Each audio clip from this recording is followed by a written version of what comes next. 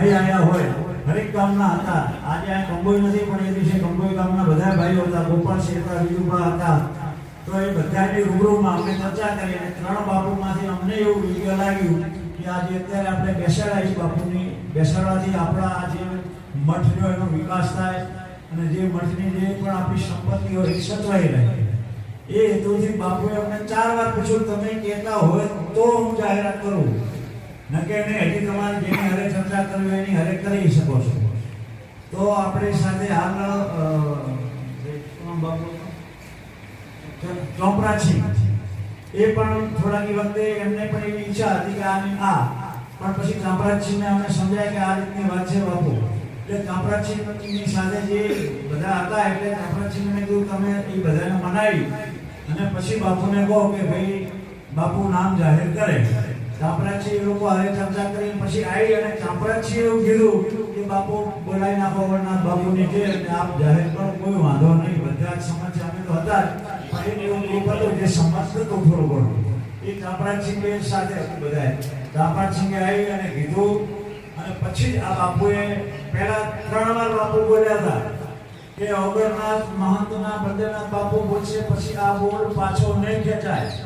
બધા આપણે 3 વાર અગરજીની જય બોલાવી અને પછી બાપુને કીધું તમે બોલો કોઈ વાંધો નહીં અમે બેઠા છીએ. અને પછી જ બાપુએ જાહેરાત કરી. બાપુએ કોઈ આપણા ઉપર જોર જબરીથી જાહેરાત નથી કરી. સમસ્ત સમાજ ત્યાં ચૌધરી સમાજ હતા, બીજો સમાજ હતો, ગોસ્વામી હતા, ઠાકોર સમાજ હતો. ગોસ્વામી સમાજમાં પૂછવાનું આવે તો સિયોરી સાઈડના જે અક્ષપુરી ગોસ્વામી સમાજ હોય એ લોકો હતા હાજર. એટલે કોઈ પણ એવું કહેવા માંગતો હોય કે આ જોર જબરીથી મહંત બેસાડી દીધો છે કે કોઈ વિધિ નથી કરી. ત્યાંના અમુક લોકો એવું કે પાલકી 7 ગામમાં ફરે. કોઈ પણ પૂછ્યો પાલકી કોઈ દિવસ આ દરવાજા બહાર ના નીકળે. પાલકી મહંતની અંદર જ રહે, અંદર પાલકી ફરીને સમાધિ આપવાની. એટલે કોઈને ખ્યાલ ના હોય એવા બધા અમુક વિચારો લાવીને વ્યક્ત કરતા કે અમારે ભાઈ પાલકી બહાર ના લાવી, અમારા ગામમાં ના લાવી. અને જે પરંપરાગત રીતે જ સમાધિ આપી છે. સમાધિ આપવાની હોય જે સિયોરી સાઈડના ગોસ્વામી સમાજ એમનો છે એ લોકો આ સાઈડ હોય દેવદરબાર હોય તો આપણો ખરાજ એરિયાના અને આ સાઈડના ગોસ્વામી સમાજ એમને સમાધિ આપવાની હોય. એટલે જે હંસપુરી બાપુ એનું નેતૃત્વ કરતા હતા, પોતે પૂરેપૂરું નેતૃત્વ કરી કઈ રીતે સમાધિ પરંપરાગત અપાય એ રીતે જ આપીશ. એમાં કોઈ કચાશ કરી નથી. પણ અમુક સમાજને આ આપણી પરંપરાગત ગાદી મઠ પડાઈ લેવો છે એવું મારા ધ્યાનમાં લાગે છે. અને એ લોકોએ અલગ મીટિંગો ભરી અને આ મઠની આપણે તે દિવસે બાપુનો સંપૂર્ણ હતો જગદીશપુરી બાપુનો એમનો આપણે આપણા સમાજમાં કેતોબારનો એ બગાડ્યું. ખરેખર એમને જો માન પ્રત્યે પ્રેમ હતો તો એ દિવસે તો પોતે સૌએ આવી અને જે એમનો પરંપરાગત સંકુલોની અંદર ધૂપ કેવો કરવો પડે એ કરવાનું. એની જગ્યાએ આખો એક સમાજ આવ્યો અને બીજા સમાજોને ભડકાઈ અને આખી કાંકરેજ તાલુકા આખા ગુજરાતની અંદર આપણા મઠનું નામ ખરાબ કઈ રીતે થાય એ રીતે આખું વાતાવરણ બનાવ્યું. તો આ જે નિર્ણય લીધો છે એ નિર્ણય કોઈ આપણે પરંપરાગત ગોસ્વામી સમાજની કે એવી આ ગતિ નથી. આની પહેલા હરિપુરી બાપુ હતા એ ગોસ્વામી હતા. એની પહેલા મણિપુરી બાપુ હતા એ દેસાઈ હતા. એની પહેલા જે બાપુ હતા એ લીંબોના રજપૂત હતા. તો ક્યાં પરંપરાગત આવી?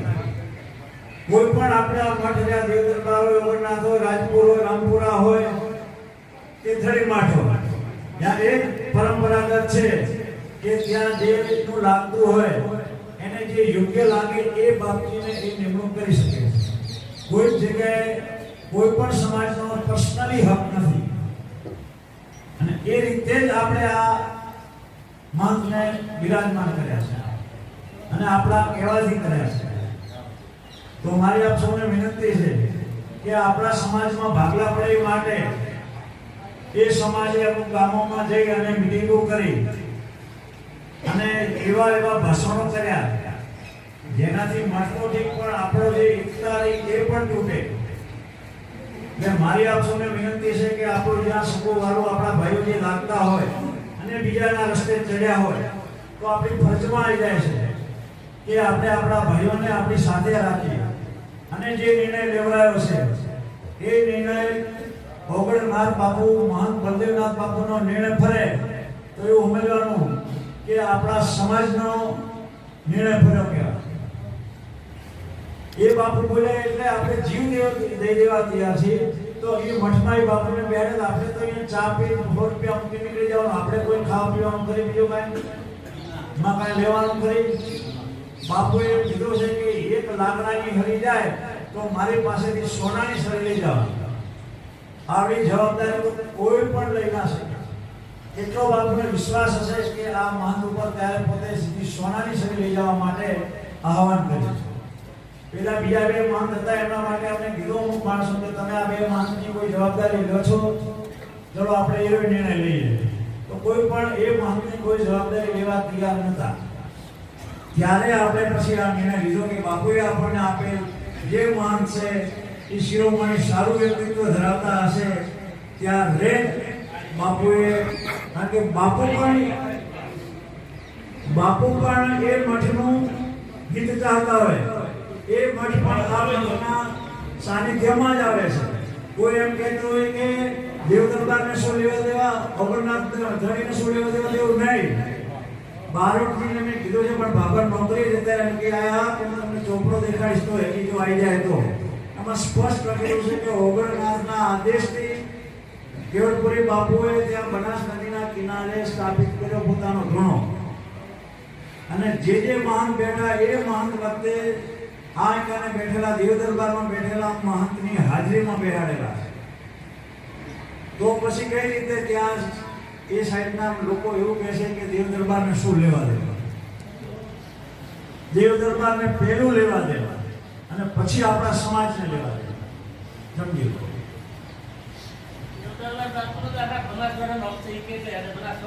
હા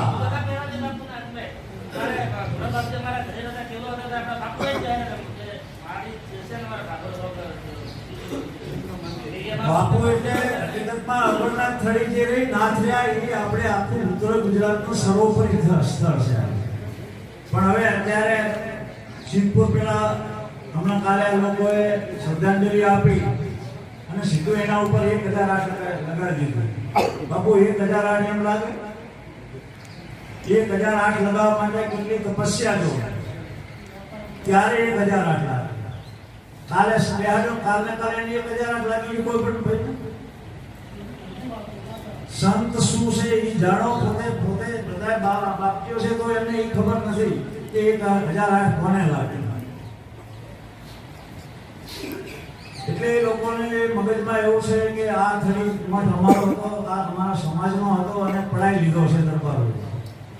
તો એવું કોઈ આપણે પડાય નથી. સમસ્ત સમાજનો છે અને સમાજને સાથે લઈ દરબાર સમાજ ચાલે છે.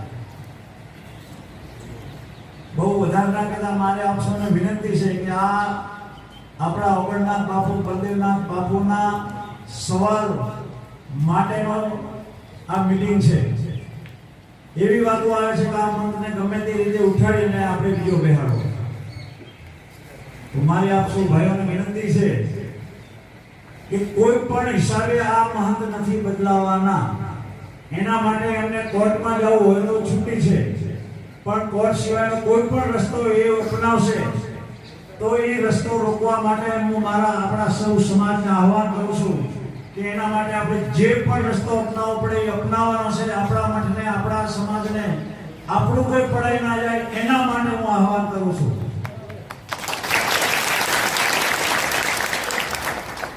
આપણે ખૂબ આપ્યું આ લોકોને.